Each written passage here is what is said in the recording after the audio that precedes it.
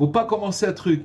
Plus on prend du temps pour se poser, alors, je vais vous dire une chose. Le problème, vous savez pourquoi c'est dur de faire la Hitbod Edut. Je vais vous révéler un truc, un secret.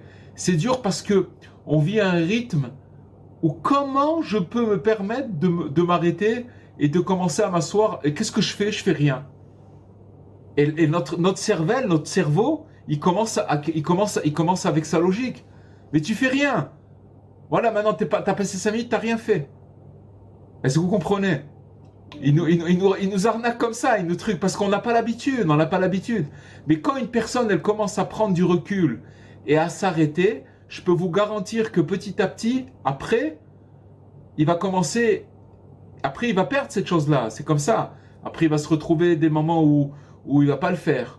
Mais soudain il va se dire, mais attends, il va commencer à, et c'est bien du ciel qui le fait pas.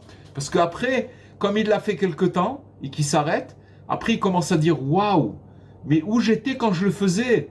Il va commencer à rechercher cette chose-là parce qu'il va sentir une guérison dans cette chose-là. Il va sentir que son âme, elle se guérit petit à petit. Justement parce que c'est comme si, je vous donne un exemple. Imaginez-vous, par exemple, vous rencontrez une personne avec qui vous êtes bien, etc. et trucs, et après cette personne-là, vous la voyez pas. Vous la voyez plus. Vous la voyez plus. Et vous commencez à vous languir de la proximité de cette personne-là.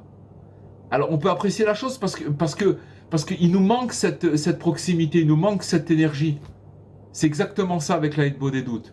Et je vais vous dire une chose, c'est la rencontre avec Hachem, c'est quelque chose. Et si Rabbi Nachman nous en a parlé, c'est que c'est tout le monde. Il faut apprendre ça aux enfants, aux petits-enfants, dès qu'ils sont petits. Ceux qui ont des grands-enfants, il faut leur dire, et ceux qui ont des petits-enfants, alors il faut leur dire aussi.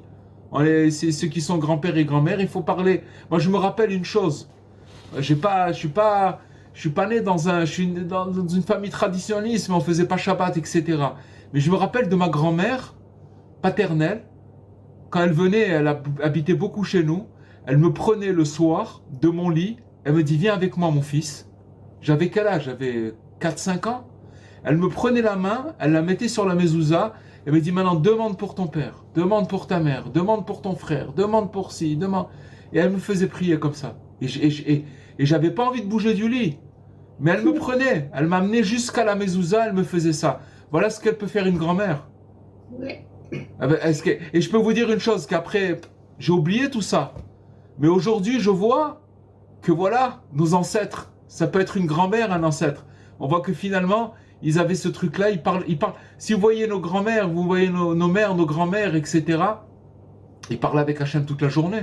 Toute la journée, ils parlent avec Dieu.